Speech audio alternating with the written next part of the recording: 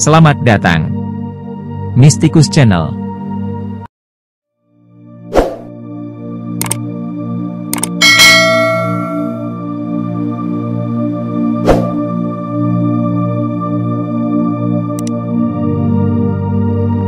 Indonesia mempunyai seorang ulama ternama di Jazirah Arab. Ia menjadi imam di Masjidil Haram, mengajar di Haramain, menulis kitab yang tersebar di Timur Tengah. Al-Imam Al-Allamah Asy-Syaikh Muhammad Nawawi bin Umar Al-Jawi Al-Bantani At-Tanari Asy-Syafi'i atau lebih dikenal Syekh Nawawi Al-Bantani, lahir di Tanara, Serang, sekitar tahun 1230 Hijriah atau 1813 Masehi, wafat di Mekah, Hijaz, sekitar tahun 1314 Hijriah atau 1897 Masehi. Adalah salah seorang ulama besar asal Indonesia bertaraf internasional yang menjadi imam Masjidil Haram di Saudi Arabia. Ia bergelar Al-Bantani karena berasal dari Banten, Indonesia.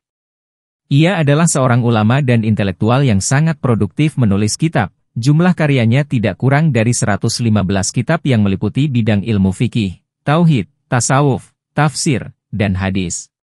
Karena kemasyhurannya, Syekh Nawawi Al-Bantani kemudian dijuluki Sayyid Ulama Al-Hijaz, pemimpin ulama Hijaz, Al-Imam Al-Muhaqqiq wa Al-Fahamah Al-Mudaqiq, imam yang mumpuni ilmunya, Akian Ulama Al-Qarn Al-Ram Asyarli Al-Hijjah, tokoh ulama abad 14 Hijriah, hingga Imam Ulama Al-Haramain, imam, ulama dua kota suci. Syekh Nawawi Al-Bantani. Kefakihannya dalam agama pun membuatnya dijuluki Nawawi kedua, maksudnya penerus ulama dunia terkenal, Imam Nawawi.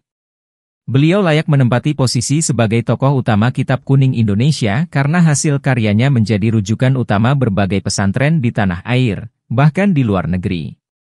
Nama dan gelar lengkap beliau, Syekh Nawawi lahir di Kampung Tanara Desa Tanara, sebuah desa kecil di Kecamatan Tirtayasa, dulu, sekarang Kecamatan Tanara, Kabupaten Serang, Banten pada tahun 1230 Hijriah atau 1815 Masehi, dengan nama Muhammad Nawawi bin Umar bin Arabi Al-Bantani.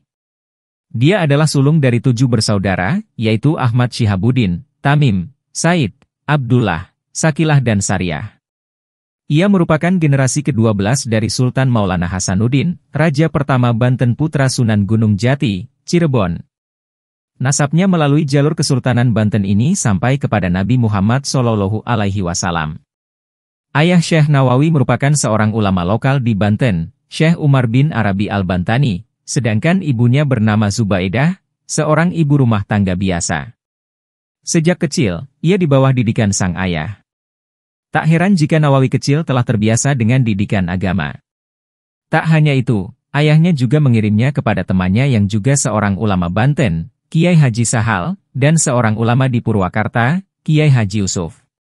Baru, pada usia 15 tahun, Syekh Nawawi pergi ke Arab Saudi. Di tanah kelahiran Islam, ia memantapkan ilmu agamanya. Ulama besar Saudi menjadi gurunya. Setelah 3 tahun bermukim di Mekah, Syekh Nawawi pulang ke Banten sekitar tahun 1828 Masehi. Sampai di tanah air dia menyaksikan praktik-praktik ketidakadilan, kesewenang-wenangan, dan penindasan yang dilakukan pemerintah Hindia Belanda terhadap rakyat. Tak ayal, gelora jihad pun berkobar. Sebagai intelektual yang memiliki komitmen tinggi terhadap prinsip-prinsip keadilan dan kebenaran, Syekh Nawawi kemudian berdakwah keliling Banten mengobarkan perlawanan terhadap penjajah sampai pemerintah Belanda membatasi gerak-geriknya, seperti dilarang berkhutbah di masjid-masjid. Bahkan belakangan dia dituduh sebagai pengikut Pangeran Diponegoro yang ketika itu sedang mengobarkan perlawanan terhadap penjajahan Belanda, 1825 sampai 1830 Masehi, hingga akhirnya ia kembali ke Mekah setelah ada tekanan pengusiran dari Belanda, tepat ketika puncak terjadinya perlawanan Pangeran Diponegoro pada tahun 1830. Begitu sampai di Mekah dia segera kembali memperdalam ilmu agama kepada guru-gurunya. Syekh Nawawi menikah dengan Nyai Nasimah, gadis asal Tanara, Serang dan dikaruniai 3 orang anak, Nafisah, Maryam, Rubiah. Sang istri wafat mendahului dia. Syekh Nawawi mulai masyhur ketika menetap di Syi'ib Ali, Mekah. Dia mengajar di halaman rumahnya. Mula-mula muridnya cuma puluhan, tetapi semakin lama jumlahnya kian banyak. Mereka datang dari berbagai penjuru dunia. Hingga jadilah Syekh Nawawi Al-Bantani sebagai ulama yang dikenal piawai dalam ilmu agama, terutama tentang tauhid, fikih, tafsir, dan tasawuf. Nama Syekh Nawawi Al-Bantani semakin masyhur ketika dia ditunjuk sebagai Imam Masjidil Haram, menggantikan Syekh Ahmad Khotib Al-Syambasi atau Syekh Ahmad Khotib Al-Minangkabawi. Tidak hanya di kota Mekah dan Madinah saja dia dikenal, bahkan di negeri Suriah, Mesir, Turki, hingga Hindustan namanya begitu masyhur. Syekh Nawawi menjadi pengajar dan membuka majelisnya sendiri di Masjidil Haram. Murid Syekh berdatangan dengan jumlah yang banyak. Bahkan, beberapa di antara muridnya merupakan pemuda asal Indonesia. Salah satu muridnya, yakni Kiai Haji Hashim Asy'ari pendiri Nadlatul Ulama. Karya Syekh Nawawi mengabdikan hidupnya untuk mengajar. Ia pun terkenal giat menulis dan menghasilkan banyak karya. Sampai-sampai, banyak manuskripnya disebarkan bebas kemudian diterbitkan tanpa royalti. Sedikitnya, 34 tulisannya juga masuk dalam Dictionary of Arabic Printed Book. Karya lainnya mencapai 100 buku dari berbagai cabang ilmu Islam. Di antara bukunya yang terkenal, yakni Tafsir Marah Labid, At-Simar Al-Yaniyah fi Aryadoh Al-Badiyah, Nuras Sulam, Al-Futuhat Al-Madaniyah, Tafsir Al-Munir, Tankih Al-Qaul, Fath Majid, Sulam Munajah, Nihayah Zain, Salalim Al-Fudala, Bidayah Al-Hidayah, Al-Ibris Al-Da'ani, Bugiyah Al-Awam, Futuhus Samad, dan Al-Aqdu Samin.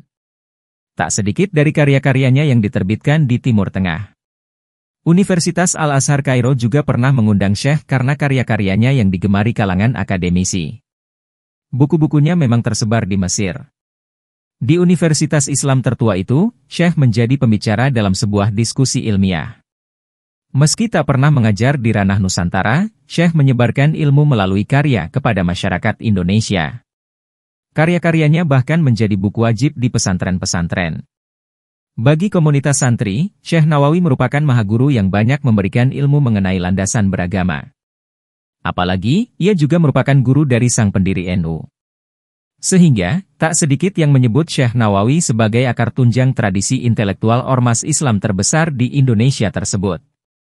Pemikiran Syekh Nawawi seringkali menyatakan diri sebagai penganut paham Asy'ariyah dan Maturidiyah, sebuah paham yang dilahirkan Abu Hasan Al-Asy'ari dan Abu Mansur Al-Maturidi. Keduanya merupakan kelompok yang memfokuskan diri pada pembelajaran sifat-sifat Allah. Dari Syekh Nawawi, paham tersebut pun kemudian tersebar di Nusantara. Adapun dalam mazhab fikih, Syekh Nawawi memilih mengikuti Imam Syafi'i. Hal ini terlihat dari karya-karyanya dalam ilmu fikih. Syekh Nawawi juga mempelajari ilmu tasawuf dan mengajarkannya.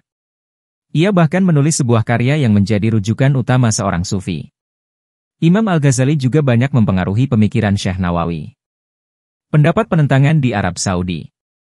Meskipun saat itu Arab Saudi, kerajaan Arab Saudi melarang ziarah kubur dengan alasan bid'ah, namun Syekh Nawawi tidak menentang praktik ini.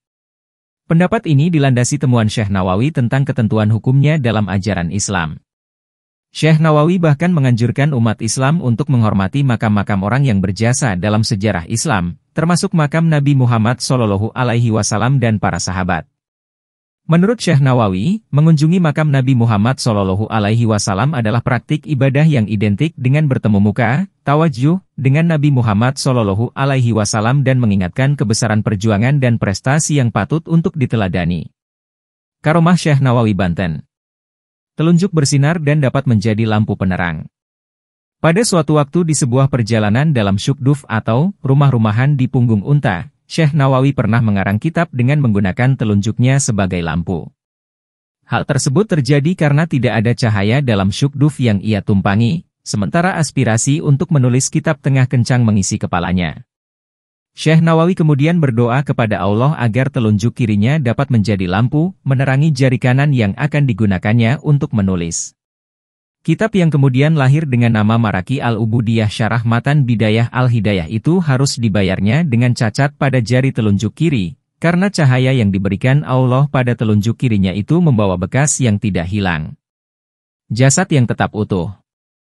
Telah menjadi kebijakan pemerintah Arab Saudi bahwa orang yang telah dikubur selama setahun kuburannya harus digali. Tulang belulang si mayat kemudian diambil dan disatukan dengan tulang belulang mayat lainnya.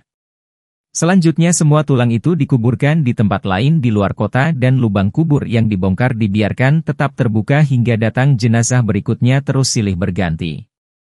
Kebijakan tersebut dijalankan tanpa pandang bulu hingga menimpa pula pada makam Syekh Nawawi. Setelah kuburnya genap berusia 1 tahun, datanglah petugas dari pemerintah kota untuk menggali kuburnya. Tetapi yang terjadi adalah hal yang tak lazim. Para petugas kuburan itu tak menemukan tulang belulang seperti biasanya, yang mereka temukan adalah satu jasad yang masih utuh. Tidak kurang satu apapun, tidak lecet dan tidak ada tanda-tanda pembusukan seperti lazimnya jenazah yang telah lama dikubur. Bahkan kain kafan penutup jasad Syekh Nawawi tidak sobek dan tidak lapuk sedikitpun.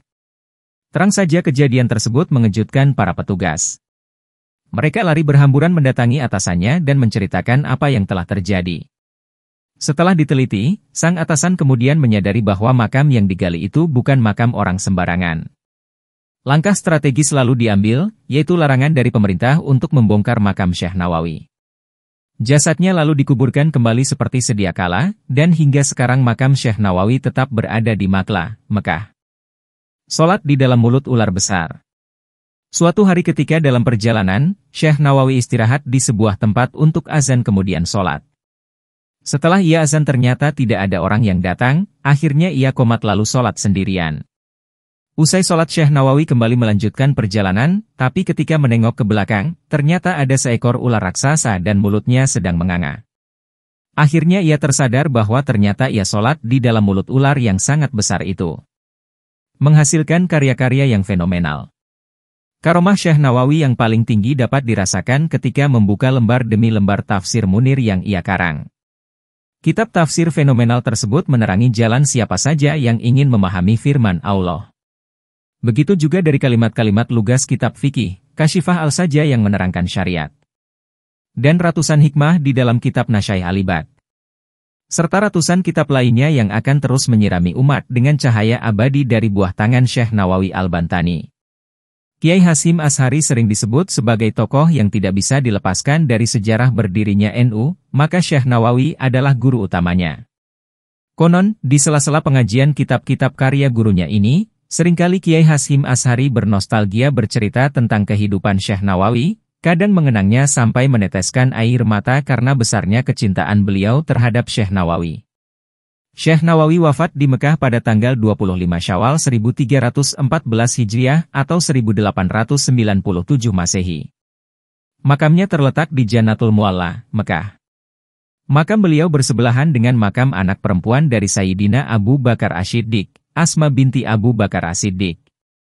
Meski wafat di Jazirah Arab, namun hingga kini setiap tahunnya selalu diadakan haul atau peringatan wafatnya Syekh Nawawi Al-Bantani di tanah air. Tepatnya di Pondok Pesantren An-Nawawi Tanara di Tanara, Serang, asuhan Kiai Haji Makruf Amin. Haul Syekh Nawawi selalu ramai dihadiri para santri Nusantara, bahkan mancanegara. Jika Anda menyukai Mistikus Channel silahkan like, komen, share, subscribe, dan nyalakan tanda lonceng untuk mengikuti update terbaru. Terima kasih.